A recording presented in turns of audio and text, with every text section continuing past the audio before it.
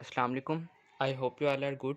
Today I am going to discuss mineral metabolism. Mineral metabolism जो है first year की biochemistry का एक माइनर टॉपिक है, लेकिन आप इसको निगलेक्ट नहीं कर सकते, ठीक है, क्योंकि वाइवास में भी अक्सर इसमें से कुछ इंपॉर्टेंट चीज़ें हैं जो पूछी जाती हैं और फिर प्रॉफ में भी कुछ रिपीटेडली क्वेश्चन पूछे जाते हैं, ठीक है। तो जहाँ तक वेटेज की बात है तो इसमें से हमारे पास तकरीबन हाफ एससीक्यू आता है, ठीक है, और इसके अलावा 3 एमसीक्यूज आते हैं, ठीक है। तो तकरीबन 5 to 6 मार्क्स का पेपर इसमें से आता है आपके प्रॉफ में, ठीक है।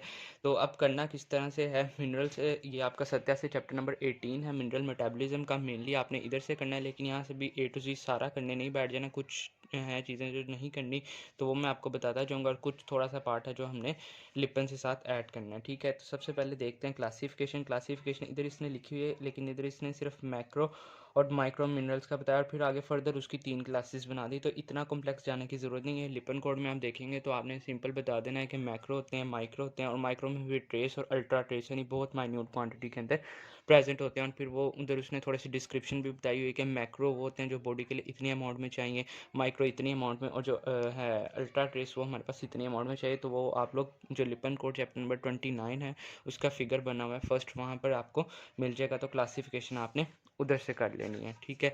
नेक्स्ट आ जाएँ तो हमारे पास ये जो टेबल बने हुए हैं ना, इधर टेबल 18.1 और टेबल 18.2 ये बहुत इंपॉर्टेंट हैं, ठीक है। मतलब बाज़ का वो इस तरह से दे देता है कि route in the functions of any 4 macro minerals और माइक्रो मिनरल्स, तो इस तरह से ना लेता है। तो इसलिए आपको कम से कम इनके जो मेजर 3-4 फंक्शन उसने लिखे हुए हैं ना हर मिनरल के, वो यहाँ से तो आपको पता हो, ताकि जो आए तो आप अपनी मर्ज़ी से कर सकें, ठीक है। लेकिन इसके अलावा कुछ होते हैं बहुत ज़्यादा इंपॉर्टेंट जो वो सेपरेटली पूछ लेते हैं स्पेसिफिक करके, ठीक है। तो इस तरह से टेबल से आपको फंक्शन तो लाजमी आने चाहिए, बाकी डिजीज़ एज सच वो मैं साथ साथ बताता जाऊँगा अंदर से, और सोर्सेज को एक नज़र देख लेना है।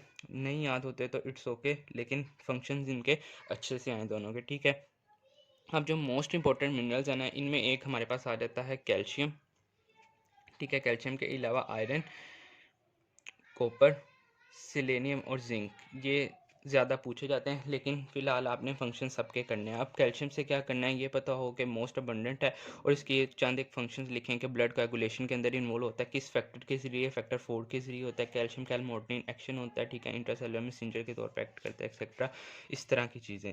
मूव ऑन करें तो इसके बेस्ट सोर्सेज का पता हो, मिल्क और मिल्की प्रोडक्ट्स होते हैं, ठीक है। इसके अलावा वेजिटेबल्स और फिश वगैरह भी इसके सोर्सेज हैं। आगे कुछ फैक्टर्स हैं जो इसकी एब्जॉर्प्शन को इंक्रीज़ करते हैं और कुछ हमारे पास इनहिबिट करते हैं, तो वो हमारे पास पता हो, ठीक है। एसिडिटी वगैरह क्या करता है, फेवरेबल है इसकी एब्जॉर्प्शन के लिए, ठीक है, जबकि अल्कलाइन कंडीशन होगी तो वो अनफेवरेबल है फॉर कैल्शियम एब्जॉर्प्शन। तो इस तरह की चीज़ें ये पता हो, ठीक है।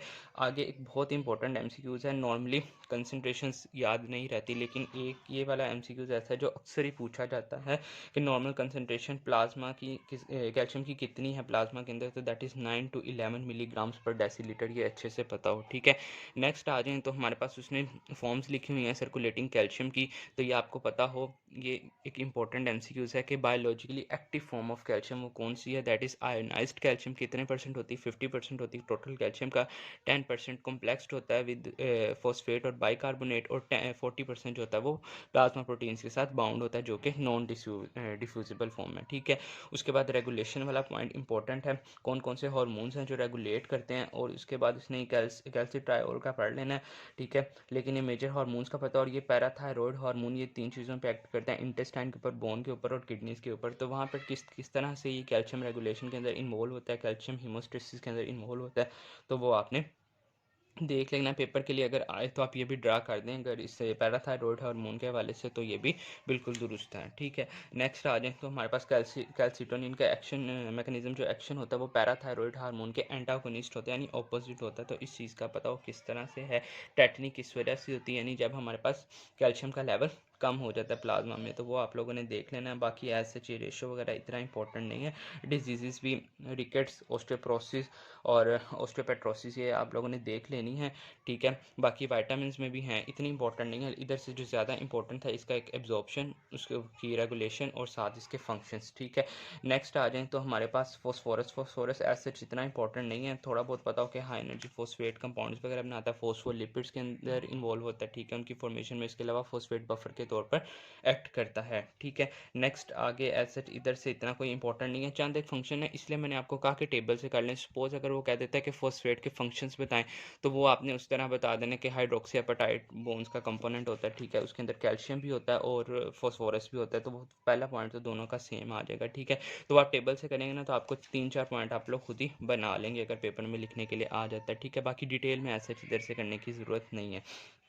मैग्नीशियम का पता हो, ठीक है, कि हेक्सोकाइनेज, ग्लूकोकाइनेज, फॉस्फोफ्रुक्टोकाइनेज, ये आगे आप सेकेंड ईयर में कार्बोहाइड्रेट की मेटाबॉलिज्म पढ़ेंगे ना तो उसके अंदर ये सारे एंजाइम इन्वॉल्व होते हैं ग्लाइकोलिसिस के अंदर, तो ठीक है, उनका ये हमारे पास एक कंपोनेंट होता है। एमसीक्यूज इस तरह से आ जाते हैं कि फॉलोइंग एंजाइम के अंदर कौन सा हमारे पास जो मिनरल है वो को फैक्टर के तौर पर एक्ट करता है, ठीक है। तो वो आप लोगों ने देख लेना है कि मैग्नीशियम रिक्वायरिंग एंजाइम ये हैं, ठीक है। उसके बाद जो इसका थर्ड पॉइंट है ना, न्यूरोमस्कुलर फंक्शन को ये मेंटेन करता है, ये हमारे पास एक इंपॉर्टेंट पॉइंट है। अक्सर पूछ लेता है कि अगर हमारे पास मैग्नीशियम का लेवल लो हो गया तो हमारे पास क्या इससे इफेक्ट होगा, तो वो न्यूरोमस्कुलर इरिटेबिलिटी, वीकनेस और कन्वल्जन वगैरह होंगी, तो ये आप लोगों ने देख लेना है। नेक्स्ट आ जाए तो हमारे पास जो है सोडियम का, तो ये हमारे पास सोडियम पोटेशियम का ये मेजर वही फंक्शन है कि हमारे पास एसिड बेस रेगुलेशन के अंदर इन्वॉल्व होते हैं, ऑस्मोटिक प्रेशर के अंदर इन्वॉल्व होते हैं, ठीक है। तो वो आप लोग टेबल से भी करेंगे, हो जाएगा। एक बड़ा इंपॉर्टेंट पॉइंट है that is sodium is the chief kind of extra cellular matrix, ठीक है। इसके लिए एक नेमोनिक है दैट इज नोकिया। सोडियम ओ से क्या है आउटसाइड, पोटेशियम क्या है इनसाइड, तो ये हमारे पास ओ आउटसाइड मतलब एक्स्ट्रा सेलुलर मैट्रिक्स और पोटेशियम ये इनसाइड का मतलब इंट्रा सेलुलर मैट्रिक्स, यानी sodium is the chief kind of extra cellular matrix और पोटेशियम जो है वो इंट्रा सेलुलर मैट्रिक्स का। तो ये आपने याद रखना है, एमसीक्यूज में पूछ लेते हैं। बाकी इसकी सिक्रीशन को कंट्रोल कौन सा हार्मोन करता है, दैट इज एल्डोस्टेरोन, और फंक्शन वही टेबल से कर लेने हैं। नेक्स्ट एक पॉइंट है दैट इज हमारे पास हाइपोनेट्रीमिया और हाइपरनेट्रीमिया, Edison's disease and Cushing disease. तो इनमें आपको मेजरली ये पता हो कि मतलब करेक्टरिस्टिक दे सकता है कि एडिसन्स डिजीज़ के कौन कौन से फीचर्स हैं, तो उसमें एक तो हाइपोनेट्रीमिया हो सकता है, ठीक है। इसके अलावा आगे पोटेशियम हम देखेंगे ना, तो पोटेशियम उसमें लिखा हुआ है हाइपरकेलीमिया, यानी पोटेशियम का लेवल रेस कर जाए, और क्लोराइड के अंदर अगर हम देखें तो हाइपोक्लोरीमिया, यानी क्लोराइड का लेवल भी लो हो जाए, तो ये इसके फीचर्स में दे सकता है, ठीक है। इसी तरह हमारे पास कुशिंग डिजीज़ के ये फीचर्स हैं। उसके अलावा एक चीज़ इसने बताई हुई है कि हाइपरनेट्रीमिया हो जाए तो हमारे पास बॉडी के अंदर ब्लड वॉल्यूम और ब्लड प्रेशर को रेस्ट कर देता है, विच इज़ कॉल्ड हाइपरटेंशन। तो हाइपरटेंशन इज कोज्ड बाय हाइपरनेट्रीमिया, ये बहुत इंपॉर्टेंट एक एमसीक्यूज है, तो ये आपने याद रखना है, ठीक हो गया। नेक्स्ट आगे पोटेशियम के बारे में उसी तरह इंट्रासेलुलर के टाइम है, फंक्शंस थोड़े बहुत वो देख लेने हैं आपने, ठीक है। इंट्रासेलुलर ऑस्मोटिक प्रेशर को, एसिड बेस बैलेंस को मेंटेन करता है, ऐसे जितना इंपॉर्टेंट नहीं है, ठीक है। बाकी क्या कहते हैं, आगे क्लोराइड की तरफ आ रहे हैं, तो क्लोराइड के भी सेम उसी तरह एसिड बेस इक्विलिब्रियम को मेंटेन करता है, HCl की सिक्रीशन को कंट्रोल करता है। एक इंपॉर्टेंट एमसीक्यूज है जो कि इसका पॉइंट नंबर 4 है, दैट इज स्लैवरी अमाइलेज की एक्टिवेशन कौन करवाता है, दैट इज क्लोराइड, ठीक हो गया। तो ये पता हो। बाकी एसिड इधर से कुछ नहीं, सल्फर कंटेनिंग अमाइनो एसिड आप लोगों ने अमाइनो एसिड वाले पोर्शन में सेपरेटली पढ़ लिए होंगे, तो इधर से एसिड करने की ज़रूरत नहीं है।